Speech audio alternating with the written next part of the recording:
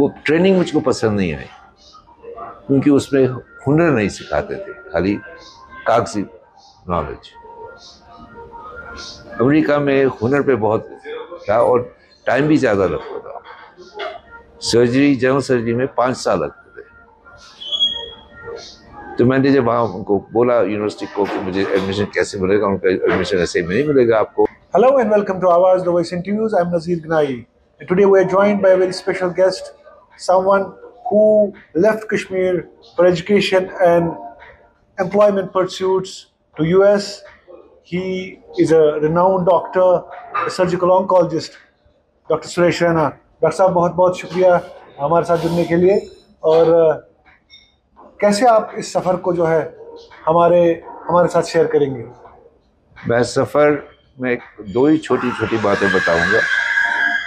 एक ये है कि मेरा सफ़र 4.5 साल की टाइम पे शुरू हुआ, जब मैं 4.5 साल का था। जो भी मैंने कदम उठाया उसके बाद किसी और ताकत का हाथ था उसमें। आप उसको खुदा कहो, आप उसको परमेश्वर कहो, परमात्मा कहो, गॉड कहो, तो यहोवा बोलो, बस उन्हीं की डायरेक्शन से मैं चलता रहा। मालूम नहीं था, काफ़ी आगे चल के मालूम हुआ कि मेरी ज़िंदगी कहाँ पहुँची, कैसे पहुँची और क्यों पहुँची। तो शौक था डॉक्टर बनने का, डॉक्टर बन गया। मुश्किल से सीट मिली मेडिकल कॉलेज में श्रीनगर में, पर मगर मिल गई। अच्छी तरह से काम किया, मेहनत की। तो क्लास के जो टॉप 4-5 लड़के लड़कियां थे उनमें से एक था। इसी ज़माने में मैंने कोशिश की कि मेडिकल कॉलेज जाने से पहले मैं अमेरिका में मेडिकल कॉलेज जाऊँ, क्योंकि वो बड़ा इम्प्रेस हुआ था। सब लोग जाते थे इंग्लैंड और सब लोग करते थे MS MD MBBS के बाद। वो ट्रेनिंग मुझको पसंद नहीं आई, क्योंकि उसमें हुनर नहीं सिखाते थे, खाली कागजी नॉलेज। अमेरिका में हुनर पे बहुत था और टाइम भी ज़्यादा लगता था। सर्जरी, जनरल सर्जरी में 5 साल लगते थे। तो मैंने जब वहाँ उनको बोला यूनिवर्सिटी को कि मुझे एडमिशन कैसे मिलेगा, उनका एडमिशन ऐसे नहीं मिलेगा आपको, तो बहुत महंगा पड़ेगा आपको। आप ECFMG educational council for foreign medical graduates से कांटेक्ट करिए, वो आपको बताएंगे कि MBBS के बाद आप कैसे आ सकते हैं। मुझको पता चला कि इम्तिहान देना होता है, क्वालिफाई करना होता है, तो उसके बाद फिर रेजिडेंसी मिल जाती है। तो मैंने इम्तिहान का प्रोग्राम किया कि मेरा MBBS अभी पूरा भी नहीं हुआ था, अभी इंटर्नशिप कर रहा था। तो जनवरी 1972 में मैं मलेशिया गया, कुआलालंपुर, क्योंकि हमारी भारत सरकार ने इम्तिहान बैन कर दिया था इंडिया में देने का। इम्तिहान पास किया, अच्छे नंबर आए, तो रेजिडेंसी भी मिल गई। लेकिन अभी टाइम था मिलने का, तो मैं 1 साल MBBS के बाद चला गया दिल्ली एम्स में। एम्स का मेरा खास कनेक्शन ये भी था कि 18 साल की उम्र में मुझे थोड़ा छाती पे थोड़ा ऑपरेशन करना था। कोई खास बात ऐसी नहीं थी कि ज़िंदगी का खतरा हो, लेकिन मैं वहाँ पे डॉक्टर N गोपीनाथ से मिला।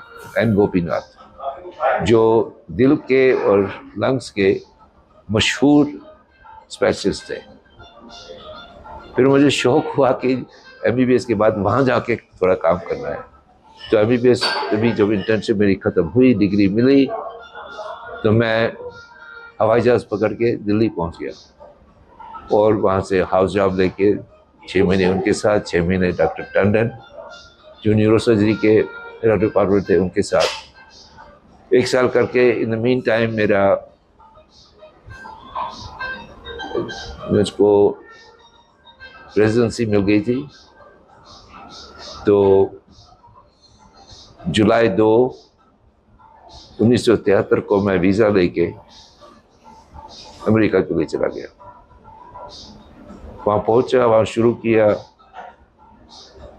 पहले अस्पताल में ऑन कॉल रूम में रहा, फिर अपार्टमेंट लिया, तो थोड़ी देर में कोई 2-3 हफ्ते में लाइफ नॉर्मल हो गई। 4 साल मैंने 5 साल की रेजिडेंसी 4 साल में करी, और अगले साल के लिए बाकी जगह अप्लाई कर रहा था कि शायद यहाँ रखें ना रखें। तो मैं अपने एक अस्पताल में, जहाँ मेरा बहुत मन करते थे, बहुत प्यार करते थे, जूस का डॉक्टर अस्पताल था, और विक्टर पार्सनेट थे, पेसमेकर पे इंटरनेशनल एक्सपर्ट। तो उनको कहा, डॉक्टर पार्सनेट, मुझको आप रिकमेंडेशन लेटर लिखेंगे? कहने का जरूर लिखूंगा। तो तुम किस लिए? मैंने कहा अप्लाई कर रहा हूँ। कहने क्यों कर रहे हो? मैंने कहा कोई प्रॉमिस नहीं है मेरा यहाँ। इसे हाँ प्रॉमिस है, you have a job here, he said, and he fulfilled his promise. तो रेजिडेंसी की बात, उससे पहले मैं सोच रहा था कि मैं हार्ट का सर्जन बनना चाहता था, गोपीनाथ की तरह। तब तक हार्ट की सर्जरी बहुत चेंज हो गई थी, वैल्व वगैरह बहुत कम होते थे, खाली बाईपास शुरू हो गया था। मैंने कहा ये एक ऑपरेशन रोज रोज करके मैं बोर हो जाऊंगा। और जो मेरा चेयरमैन था सब प्रोग्राम का, सबसे बड़ा बॉस, बेंजामिन रश, बहुत नेक आदमी था, बहुत नेक आदमी था। वो एक्सपर्ट हुआ था, उसने मेमोरियल सोल कैटरिंग में ट्रेनिंग की थी, और वो एक्सपर्ट था बहुत चीज़ों में, लेकिन सर्जिकल ऑन्कोलॉजी में बहुत एक्सपर्ट था। तो मैंने उनके साथ 1 साल फेलोशिप किया, 1 और साल ट्रेनिंग किया, ऑपरेशन सीखे। पढ़ाई तो मेरे जिम्मे थी, ऑपरेशन करना वो सिखाते थे। उसके बाद मैंने कहा सर मैं एकेडमिक्स में जाना चाहता हूँ, मेडिकल स्कूल में नौकरी करना चाहता हूँ। कहते बेटे तेरे को एक और चीज़ करनी है। उनका बोलिए। कहता है रिसर्च करना है। उन्होंने मेरे लिए इंतजाम किया, मैं बफलो गया, रॉसवेल पार्क कैंसर इंस्टीट्यूट में 1 साल के लिए मैंने लेबोरेटरी में रिसर्च किया, ट्यूमर इम्यूनोलॉजी में। उसके बाद असिस्टेंट प्रोफेसर बना अपने ही डिपार्टमेंट में, जहाँ मैंने ट्रेनिंग की थी, और कोई 40 साल के बाद वहाँ से निकला मैं। उन 40 सालों में बहुत एडिशनल रिस्पॉन्सिबिलिटी दी। मैं मेडिकल स्टूडेंट को पढ़ाता था, रेजिडेंट को पढ़ाता था। फिर एक दिन हमारा नया चेयरमैन आए, रश साहब रिटायर हो गए, तो उसने मेरे को प्रोग्राम डायरेक्टर बनाया। मैं इंचार्ज था training, post graduate training general surgery में, तकरीबन 60 रेजिडेंट्स, उनको रिक्रूट करना, उनको जो फॉर्मेलिटीज है जो पूरी करवानी, चेक करवाना, सब करवाना, और फिर मॉनिटर करना उनकी ट्रेनिंग के, उसको केसेस हो रहे हैं कि नहीं हो रहे हैं। तो उससे 10 साल निकल गए। तो मैंने कहा ये तो बोरिंग हो गया यार, कुछ और करते हैं। तो हालात ही ऐसे हो गए, कुछ बहुत चक्कर चला, मेरी लिए नहीं, हॉस्पिटल की एडमिनिस्ट्रेशन चेंज हुई, वो हो गया। तो एक दिन मुझको बुलाया कि हम मेडिकल डायरेक्टर ढूंढ रहे हैं अस्पताल का, चीफ मेडिकल ऑफिसर। वो हमने सर्च कमेटी लगाई है, एजेंसी को कॉन्ट्रैक्ट दिया इन्होंने का। तो आप जब तक लाता है कोई आदमी, उनको इंटरव्यू में कुछ कर दीजिए, हमारा यहाँ पर बहुत रिस्पेक्ट है, मान है यहाँ। मैंने कहा मैं कर दूंगा, लेकिन मैं इस भी आपसे गुजारिश है कि अगर हो सके तो मैं भी अप्लाई करूँ। जो अस्पताल के प्रेसिडेंट थे, सिडनी मिचेल था नाम उनका। तो this was which hospital? Same hospital, university hospital in A city called New York, new Jersey. हाँ, तो वो होता है, हम लोग तो अभी सर्च सस्पेंड कर देते हैं, आपको इंटरिम 6 महीने का मौका देते हैं, जब 6 महीने के बाद सब ठीक हुआ तो आप ही बन जाओगे। मैंने कहा ठीक है, वैसे दिस फेयर। फिर 3 महीने के बाद जो मेडिकल स्कूल का डीन था, मेडिकल स्कूल साथ में ही अटैच था, और डीन था और जो अस्पताल के प्रेसिडेंट थे, उन दोनों ने मुझको बुलाया 3 महीने में। कहता है यार और 6 महीने की वेट करना चाहते, तुम्हें कोई पकड़ के ले जाएगा, हम तुमको अभी कॉन्ट्रैक्ट दे देते।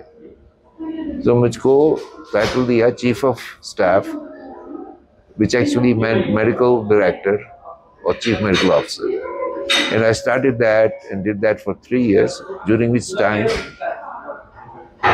I went and took some courses and then joined the University of Massachusetts and got myself an online degree of MBA, Master of Business Administration. उसके बाद कुछ हालात बदले तो मैं रिटायर हो गया वहाँ से, एक प्राइवेट अस्पताल में गया जो फॉर प्रॉफिट था, नया कॉन्सेप्ट था अमेरिका में। तो वहाँ मेरा मन नहीं लगा, फिर 1 साल के बाद छोड़ के चला गया। तो उसके बाद एक नॉट फॉर प्रॉफिट में रहा 5 साल, जब तक मैं रिटायर हो गया। सर्जरी कम कर दी, एडमिनिस्ट्रेशन काफ़ी कम दी, उसमें भी लोगों ने बहुत इज्जत की, बहुत कोऑपरेशन की मेरे साथ, और वो देख रहा था ऊपर से कि लड़का क्या कर रहा है।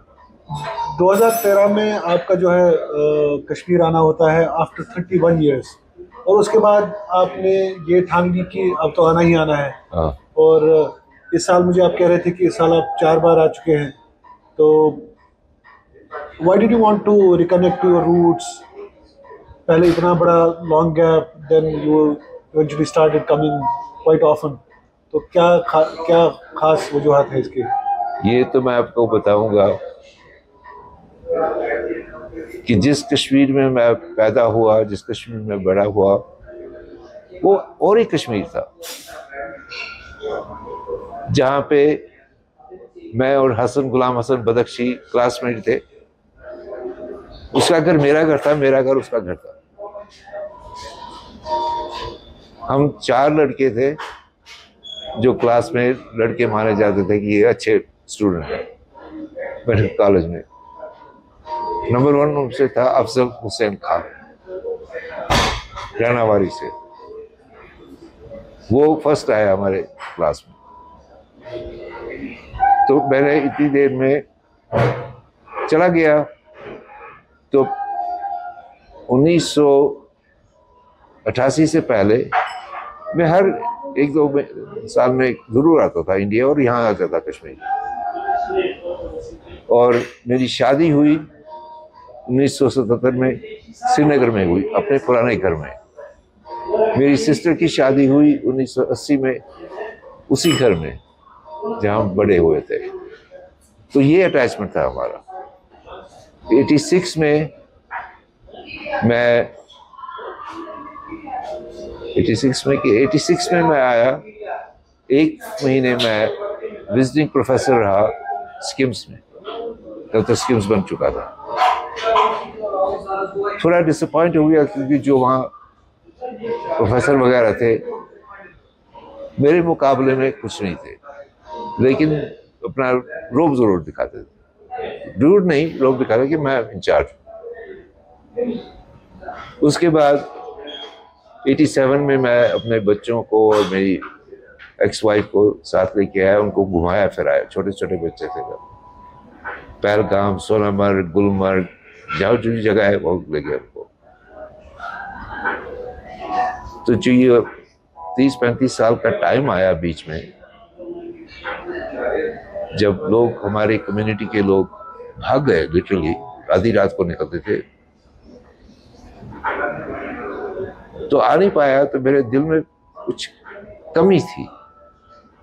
तो जो ही हालात थोड़े ठीक हुए, मैंने देखा 1-2 साल कि लोग जा रहे हैं, आ रहे हैं, और ये भी देखा कि जो लोग खलबली कर रहे थे, लोग थोड़ा उब गए थे उनसे, क्योंकि वो तो आके मार घर करके अपना खाना पीना लेके चले जाते थे, और उनकी तनख्वाह आती थी बॉर्डर के दूसरे साइड से। इन लोगों का बिजनेस खराब हो गया, तो उसको छोड़ दिया बिजनेस वालों को। हमको मैसेज मिली इनडायरेक्टली कि आप आ सकते हो घूमने फिरने, मगर वापस आने की नहीं सोचना। Don't think of coming back, you can come and visit.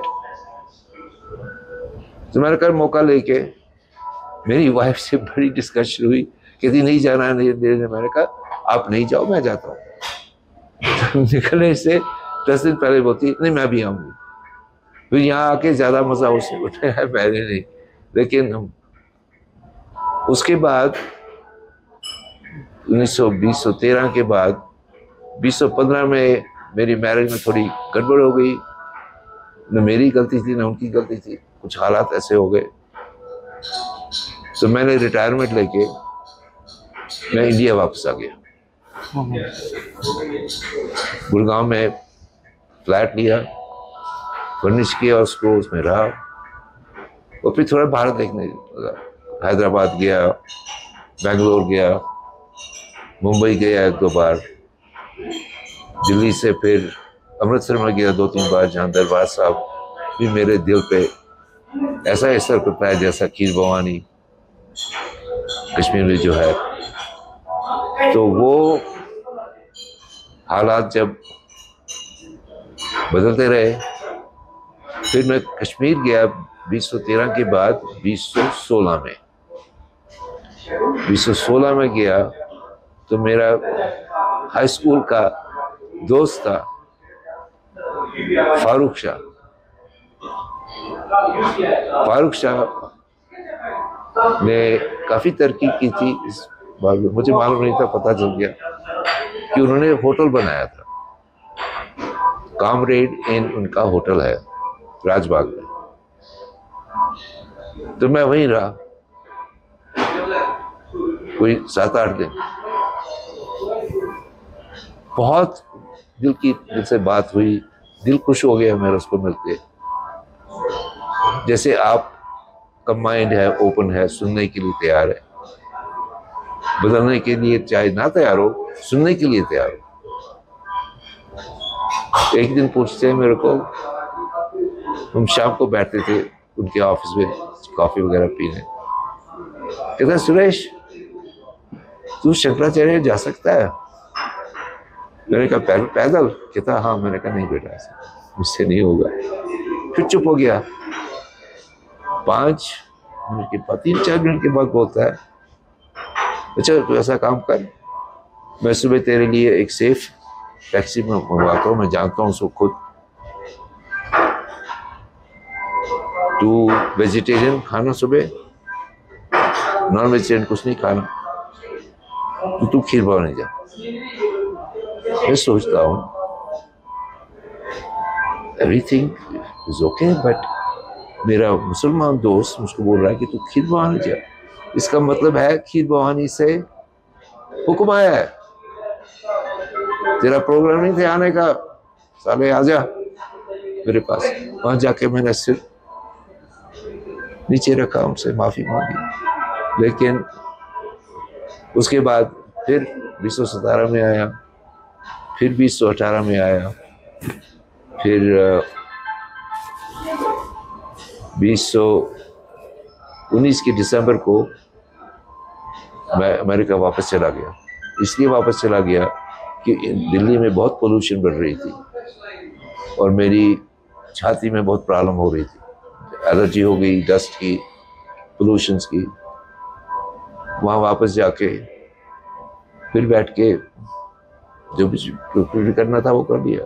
फिर आप यहाँ पे जो है मेडिकल स्कूल से, गवर्नमेंट मेडिकल कॉलेज श्रीनगर से निकले और फिर आप अमेरिका गए और वहाँ पे मुख्तलिफ जो है मेडिकल स्कूल्स में आपने तरबियत भी ली और ट्रेनिंग्स भी ली। तो क्या लगता है क्या डिफरेंस है अभी खास तौर से कश्मीर में, या आप अगर ओवरऑल देखें मेडिकल एजुकेशन में क्या फ़र्क है इस वक्त यहाँ और वहाँ के मेडिकल एजुकेशन में? मेडिकल एजुकेशन में 2-3 चीज़ें हैं जो बहुत डिफरेंट है। एक है कि वहाँ पे मेडिकल कॉलेज जाने से पहले आपको पूरा 4 साल कॉलेज करना पड़ता है, तो आपकी उम्र थोड़ा मैच्योर होते हैं। दूसरा ये होता है कि सेल्फ स्टडी, प्रोफेसर वगैरह लेक्चर देते हैं, गाइडेंस देते हैं, लेकिन जब क्लिनिकल सब्जेक्ट में आते हैं, जब मेडिसिन, सर्जरी, वो उनके लिए अलग इंतज़ाम नहीं होता। वो टीम में चले जाते हैं। सर्जरी में 3-4 टीम्स होती हैं मॉर्निंग के करके, उसमें चीफ रेजिडेंट होता है, 2-3 मिड लेवल रेजिडेंट होते हैं, फर्स्ट ईयर रेजिडेंट होता है और स्टूडेंट होते हैं 3-4, तो वो उनकी टीम में लग जाते हैं। तो हैंड्स ऑन ट्रेनिंग होती है उनकी। और अगर मेडिकल स्टूडेंट पास नहीं हुए आपके डिपार्टमेंट में, तो उसको तो थोड़ा वो कहते हैं कि पढ़ाई नहीं करते हो। प्रोफेसर को बोलते हैं क्यों फेल हुआ लड़का तुम्हारा। So the pass rate is almost 100%, and they will fire a chairman. One chairman in neurosurgery had a problem with his residency program, which was disapproved. He was terminated the next day. इतनी responsibility है teaching की. But teaching is training, and teaching is very important. Absolutely, and hands-on. और जो हमारी उनकी post graduate training है, it is 90% clinical or operations, which are recorded, certified before you can take the exam to be certified as a surgeon. उसके अलावा students भी बहुत bright है, कोई सिफारिश से नहीं जाता है, किसी का बाप मिनिस्टर नहीं है, माँ मिनिस्टर नहीं है, तो उनको भी काम करना पड़ता है। And if they are not able to, they would have to quit. आखिर पे मेरा एक सवाल है, ये जो आपने musical harmony, our chords, our coexistence, what is this all about? हमारे हालात से पिछले 35-40 साल हो गए, दरार डाल दी लोगों ने, जो हमारे आपके पास दोस्त बन के आए, जो हमारे मुसलमान भाई थे, और हमारे को ये बना देगी ये हमारे दुश्मन है। तो हमारे लोग उस वक्त रेफ्यूजी बन के निकल गए यहाँ से, क्योंकि बहुत लोगों को मारा, निहत्ते लोगों को, जो पॉलिटिक्स में नहीं थे, कुछ नहीं थे, वो निकल गए, तो दरार बन गई। वहां भी जब अमेरिका में जो हमारे साथ आते जाते रहते थे, खासकर बफलो में, मुसलमान डॉक्टर भी थे, क्लासमेट, एक जैसे थे, लेकिन मार्च 1990 में बहुत गहरी दरार आई, अलग अलग हो गए। और एक 1-on-1 लेवल पे तो थोड़ा बहुत रहा, लेकिन वो जो प्यार मोहब्बत था वो नहीं रहा। तो थोड़ी देर के कुछ और वक्त निकले तो हम ये भी देखने लगे कि कश्मीरी ज़बान ख़त्म हो रही है। मेरे हिसाब से तो ख़त्म हो गई है। तो उसकी 2 वजह हैं। एक है इंडिया का हिंदी का पुश करना, और फिर हम लोग सोचते थे कश्मीरी पंडित कि हमें इसकी फिक्र नहीं है, हमारे कश्मीरी मुस्लिम भाई वो रखेंगे उसको। फिर हमने सुना कि किसी ने डिक्लेयर किया है कि उर्दू मुसलमानों की लैंग्वेज है और हिंदी हिंदुओं की लैंग्वेज है। तो कश्मीर में लोगों ने बच्चों को कश्मीरी बंद कर दिया, उर्दू शिकार कर दिया। अब जब मैं छोटा था, 5 साल का, 3 ज़बानें बोलता था मैं। घर में कश्मीरी, बाहर हिंदुस्तानी होती थी, और मेरे कुछ दोस्त थे जो बंगाली मद्रासी थे, उनको हिंदी नहीं आती थी, उनके साथ अंग्रेजी करता था। तो हमने सोचा क्या करें, ये तो हमसे नहीं बोल पाएगा, हम क्या कर सकते हैं। तो मेरे दोस्त हैं, यहाँ आए हैं मेरे साथ इसी फेस्टिवल में, अरविंद मट्टू, उनका अपना बिजनेस है आर्टिफिशियल इंटेलिजेंस का, काफ़ी टाइम से खाते पीते ठीक है। उन्होंने ऑर्गेनाइजेशन शुरू की, उसका नाम है कोशुर राग। कोशुर मीनिंग कश्मीरी, राग मीन्स म्यूजिक। तो छोटे छोटे बच्चों को शौक कर दिया, और उसका असर जम्मू भी पहुंचा और दिल्ली भी, जहाँ जहाँ भी कश्मीरी पंडित का कलेक्शन है। तो वो हम लोगों को पता लगा, हम प्रोग्राम करते रहे कि कश्मीरी राग क्या है, किसी मिनिस्टर को नहीं बुलाया, किसी पॉलिटिशियन को नहीं बुलाया, अपने अपने बरादरी में करते रहे। तो हमने ये देखा कि म्यूजिक का कोई धर्म नहीं है। म्यूजिक तो जज्बात की आवाज है। आप खुश हो तो म्यूजिक, सैड हो तो म्यूजिक, दिल में दर्द हो तो म्यूजिक, दिल खुश हो तो म्यूजिक। और इस म्यूजिक से हमें इनविटेशन आया कि जहाँ जो राम मंदिर बना, जिसमें उसमें भी काफ़ी अपोजिशन आई थी हमारे मुसलमान भाइयों से, खासकर यूपी में। उनका यूपी गवर्नमेंट का न्योता आया कि आप लोग, हम लोग सब स्टेट से बुला रहे हैं लोगों को अपनी ज़बान में, और अपने जो आपके रिवाज हैं, त्योहार हैं, तो वो आप प्रेजेंट करो।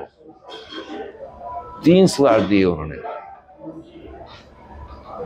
सब सोच। और उस वक्त भी जैसे events lead to a decision, my health was about twice as bad as it's now. मगर मुझको भी ऐसा ही, just like with Farooq, I got in a situation where it was a बुलावा, I couldn't say no, I came. उस वक़्त फिर जो यहाँ के जनरल सेक्रेटरी हैं गवर्नर के साथ, अटल डुलू, वो अरविंद के क्लास फेलो रहे हैं बचपन के। तो उन्होंने कहा अरविंद को, तू भैया आया, आ जा, मिल जाए यहाँ से। वो गया, वो मिला उनसे, तो कहता जी अब कुछ करो आप, we have to get music, keep it alive। तो कोई 3-4 महीने पहले हमको न्योता आया cultural, Jammu Kashmir cultural academy department from the secretary at the direction of the governor, Lieutenant Governor। So I don't want to make this a point, so the fact is that the government was very courteous. They said we'll provide you transportation, security, accommodations for the time that, for 2 days, 3 days around the time you're here. But we don't have the money to pay for your airfares. So now it was a dilemma. We all wanted to come. It was a dilemma for Arvind. तो हम कुछ लोगों ने बातचीत करके कर दे, हाँ कर दे, निकाल देंगे पैसा। So I supported them a little bit for this event, besides the small amount of money I used to give every now and then to support them. And here I am. And गर्मी है, record heat, Srinagar में, दिल्ली में, सारी दुनिया में। और कल दिन को लोकल टाइम मेरा घर हरिकेन से हिट हुआ ह्यूस्टन में। हरिकेन बैरल वहां से गुजर गया 80 मील की स्पीड के हवा से, और 2 से 4 इंच बारिश। मेरा घर ठीक है, लेकिन मेरी जो हाउसकीपर है, जो 2 घंटे आती है, उस बेचारी को बिजली बंद हो गई। बच्चे हैं घर में, 2.5 साल 3 साल का उसका ग्रैंडसन है। कहती मैं तेरे घर जा सकती हूँ। मैंने कहा अरे क्या कुछ घर को मारो, you just go there and be safe। तो ये चलता रहता है। तो इसी में आए तो मैंने उसमें खुद पार्टिसिपेट नहीं किया, लेकिन अरविंद ने, जो हमारे यहाँ विजय ठुसू हैं, वो डायरेक्टर एग्रीकल्चर हैं, director forest I think, and Jammu में कुछ लोग हैं, दिल्ली में कुछ लोग हैं, उन्होंने प्रोग्राम सेट किया अभय जी के साथ। और सुनैना जो हमारी वो क्या नहीं कर सकती, she can do everything in the business. तो उन्होंने इंतजाम किया तो हम आ गए। और उस सैटरडे जुलाई 6 तो तहलका में तुम गया। मैं 75 साल का बूढ़ा उठ के डांस करने लगा, छड़ी एक साथ छोड़ के, क्योंकि जो जोश था लोगों में, जो तालियां बज रही थी, जो बीच में गाने में तालियां बजा बजा के राग करते थे, that is the music of Kashmir. That is the melody that has the potential of making us back to the who we were brothers and sisters. Thank you so much, Dr. Sir.